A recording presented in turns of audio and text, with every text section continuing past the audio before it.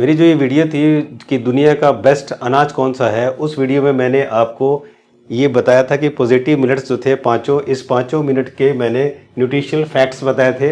और ये जो 5 मिनट आप देख रहे हैं, फॉक्सटेल, कोडो, लिटिल, ब्रानियार्ड और ब्राउन टॉप, इन पाँचों के बारे में मैंने बताया था कि सबसे अच्छा अनाज वो होता है जिसका कार्बोहाइड्रेट और फाइबर रेशो जो है 10 से कम हो, यानी कि 9 तक हो। और इन सब का जो कार्बोहाइड्रेट और फाइबर रेशो है 5.5 टू 7.57 है। इस वीडियो का लिंक मैंने नीचे दे दिया है। अगर अब तक आपने वीडियो को नहीं देखा है तो इस वीडियो को जरूर देखें। और ये आप जितनी भी बीमारियां देख रहे हैं, चाहे वो डायबिटीज हो, blood pressure, heart disease, cancer और किडनी फेलियर, ये सारी बीमारियों की जो मेन जड़ है वो है ये अनाज, जो कि हम सबसे ज़्यादा खाते हैं। क्योंकि ये जो कार्बोहाइड्रेट होता है, जो कि शुगर होती है, ये जब हमारे ब्लड में बहुत तेज़ी से बढ़ती है तब जाके इन सब बीमारियों की प्रॉब्लम्स हमें आनी शुरू हो जाती हैं। हमारे देश में और हमारे घरों में ये सब आटा बहुत खाया जाता है। गेहूं का आटा, मक्के का आटा, चने का आटा, ज्वार का आटा, बाजरे का आटा। लेकिन आजकल कंपनियां एक आटे को बहुत ज़्यादा प्रमोट कर रही हैं और उसको सुपर हेल्दी आटा बता रही हैं, और वो है मल्टीग्रेन आटा। आप लोगों ने ज़रूर सुना होगा, आप लोग भी खाते होंगे मल्टीग्रेन आटा। तो सबसे पहले तो हमें ये जानना है कि इसमें से अच्छा यानी कि सुपर हेल्दी आटा कौन सा है। तो इस वीडियो में हम जानेंगे कि गेहूं हमें क्यों नहीं खाना चाहिए। जैसे मैंने पिछली वीडियो में बताया था कि गेहूं के अंदर जो कार्बोहाइड्रेट और जो फाइबर रेशो होता है वो बहुत ज़्यादा होता है, बहुत नुकसानदायक है। क्यों अनाज मिलाकर यानी कि मल्टीग्रेन हमें क्यों नहीं खाना चाहिए, ये मैं इस वीडियो में बताऊंगा।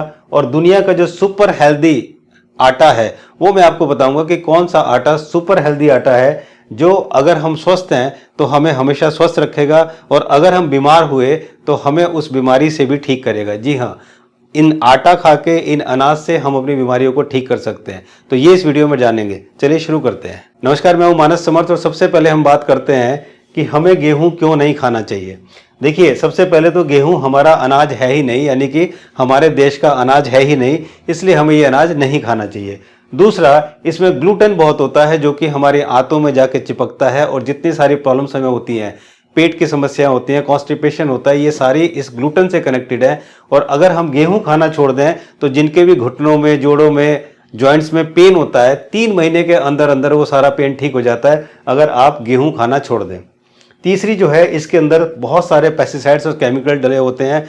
जैसे कि आप जानते हैं कि पंजाब में सबसे ज़्यादा गेहूं का उत्पादन होता है, और पंजाब में सबसे ज़्यादा कैंसर पेशेंट पाए जाते हैं। यहाँ तक कि पंजाब अपने आप को बड़ा ही समझता है कि मैं तो बहुत ही खुशहाल प्रदेश हूँ, लेकिन सबसे ज़्यादा कैंसर पेशेंट वहीं पाए जाते हैं। इसका मतलब ये वही कहावत होगी कि जिस डाली पर बैठे हैं हम उसी डाली को काट रहे हैं। तो इसका मतलब कि पेस्टिसाइड्स और केमिकल इसमें बहुत होता है। इसके अलावा गेहूं के अंदर जो मैंने बताया था कार्ब और फाइबर जो रेशो है वो 63.5 है, जबकि होना चाहिए 10 से कम, यानी कि 9 तक होना चाहिए, लेकिन ये है 63.5। इसलिए हमें ये गेहूं नहीं खाना चाहिए। अब हम बात करते हैं कि हमें मल्टीग्रेन यानी कि अनाज को मिलाकर क्यों नहीं खाना चाहिए। देखिए, हर अनाज की एक अलग तासीर होती है, हर अनाज का एक अलग काम होता है। जितने भी अनाज हमारे देश में पाए जाते हैं उसका काम अलग है, उसकी तासीर अलग है। तो सबसे पहले हम बात करेंगे अनाज की तासीर की। जौ, चना और उसमें थोड़ा सा गेहूं मिलाकर आप खा सकते हैं। जौ और चना लीजिए और उसमें थोड़ा सा गेहूं मिलाकर आप खा सकते हैं। बाजरा और मक्का को मिला के आप खा सकते हैं।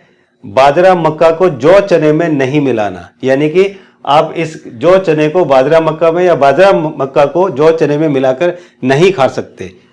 क्यों? क्योंकि मौसम का अनाज हम मिला सकते हैं और बेमौसम अनाज नहीं मिला सकते। यानी कि जो ये मल्टीग्रेन होता है, इसमें सर्दी और गर्मी में जो भी अनाज मिलते हैं वो सारे अनाज इसमें मिला दिए जाते हैं। इसीलिए ये अनाज हमें नहीं खाना चाहिए, क्योंकि इसकी तासीर अलग है, इसलिए हमें ये अनाज नहीं मिलाना चाहिए। अब हम दूसरी बात करते हैं कि जैसे मैंने बताया था, हर अनाज का अलग अलग काम है। जैसे अगर हम बाजरे की बात करते हैं, बाजरा जो है हार्ट के लिए बहुत अच्छा है, इसमें मैग्नीशियम, पोटेशियम भरपूर मात्रा में पाया जाता है। अगर हम बात करें ज्वार की, तो ये कॉन्स्टिपेशन के लिए और हमारे पेट संबंधी समस्याओं के लिए बहुत अच्छा है। इसमें भी बहुत सारे मिनरल, प्रोटीन, विटामिन, फास्फोरस और कैल्शियम और आयरन होता है।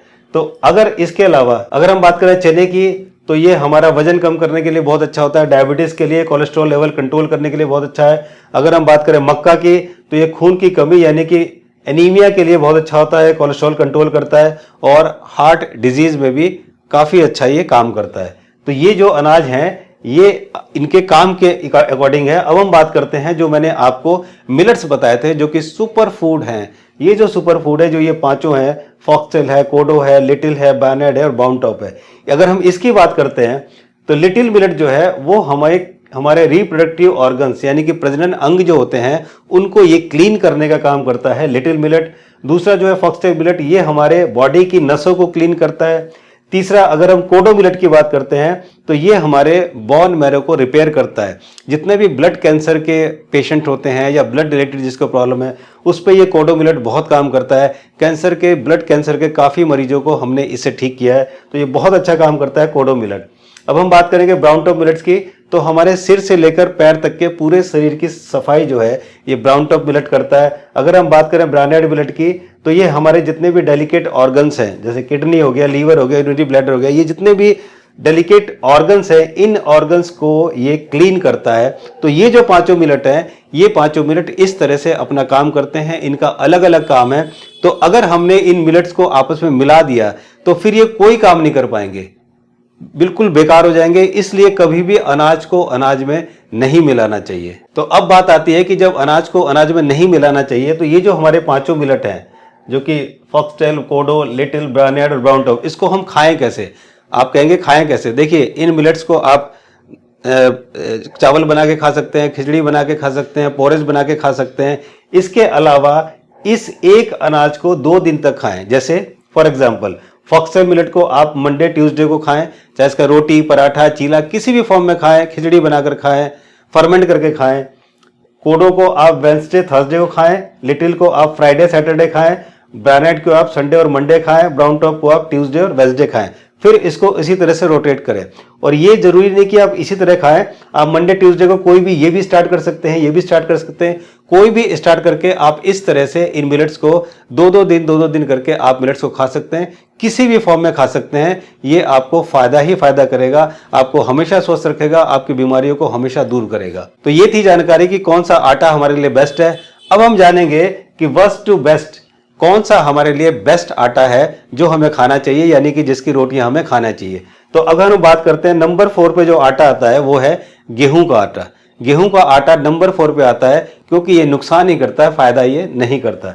दूसरा आता है मल्टीग्रेन आटा जो कि नंबर 3 पर है। मल्टीग्रेन आटा इसलिए नंबर 3 पर है क्योंकि जैसे मैंने आपको बताया कि मौसम के अनाज को मिलाना चाहिए, लेकिन वो गर्मी सर्दी हर मौसम के अनाज को उसमें मिला दिया जाता है, इसलिए ये आटा नंबर 3 पर है जो फायदा नहीं करता। अगर हम नंबर 2 की बात करते हैं तो अगर आप चना, ज्वार, बाजरा, मक्का, मड़ुआ, ये जो आटा है अगर आप बिना मिक्स किए, मस्ट विदाउट मिक्सिंग अगर आप इसे खाते हैं अकेला, अलग अलग, चने का अलग खाएं, ज्वार का अलग खाएं, बाजरा अलग खाएं, मक्का अलग खाएं, मड़ुआ अलग खाएं, तो ये आटा आपको बहुत फायदा करेगा, इसलिए ये आटा नंबर 2 पर है। और नंबर 1 पर जो आटा है वो है जो हमारी ये पांचों श्री धान्य मिलेट्स हैं, फॉक्सटेल, कोडो, लिटिल, बार्नयार्ड, ब्राउन टॉप। ये अगर बिना मिक्स किए, इनको भी आपस में मिक्स नहीं करना है, सबको अलग अलग करना है, तो अलग अलग बिना मिक्स किए हम इस आटे को अगर खाएं, ये हमारा नंबर 1 आटा है। ये आटा आपको कभी कोई नुकसान नहीं करेगा। आपको जो बीमारियां हैं, चाहे वो डायबिटीज हो, चाहे वो ब्लड प्रेशर हो, चाहे वो हार्ट की बीमारी हो, जितनी बीमारियां हैं सब बीमारियों को, यहाँ तक कि कैंसर तक बीमारियों को बहुत अच्छा काम करता है। तो इसीलिए इस आटे को खाना चाहिए, ये हमारा नंबर 1 आटा है। तो अब आप सोचेंगे कि ये आटा हमें मिलेगा कहाँ से? आप ऑनलाइन जाइए, ऑनलाइन अमेजन पे जाइए या किसी और साइट पे जाइए, जाकर वहां पर आप अनपॉलिश्ड मिलेट्स फ्लोर डालिए तो आपको बहुत सारे वहां पर लिस्ट आ जाएंगी, वहां से आप परचेज कर सकते हैं। ध्यान ये रखना है कि ये जो आप आटा मंगाएं तो इतना मंगाएं ताकि आप वो 1 महीने के अंदर अंदर कंज्यूम कर सकें, वरना ये 1 महीने के अंदर फिर ये खराब होने लगता है। ज़्यादा ना मंगाएं, कोशिश करें कि 1 महीने में ही आप इसको कंज्यूम कर लें। और इसकी खासियत ये है कि ना इसमें कोई पेस्टिसाइड्स है, ना कोई केमिकल है, ना ही ज़्यादा पानी का यूज़ होता है। और ये सबसे बड़ी बात यह है कि ये ग्लूकोज को बहुत धीरे धीरे धीरे धीरे हमारी बॉडी में रिलीज करता है, जिसकी वजह से हमें कोई भी बीमारी नहीं होती, और अगर हमें कोई बीमारी है वो भी ठीक हो जाती है। इसके लिए मैं थैंक्स करना चाहूँगा डॉक्टर खादर वली का, जिन्होंने 25 साल के रिसर्च करके ये पाँचों श्री धान्य मिलेट्स हमें दिए, हमारे देश को दिए, इस पूरी दुनिया को दिए, ताकि वो अपनी बीमारियों को जड़ से खत्म कर सकें।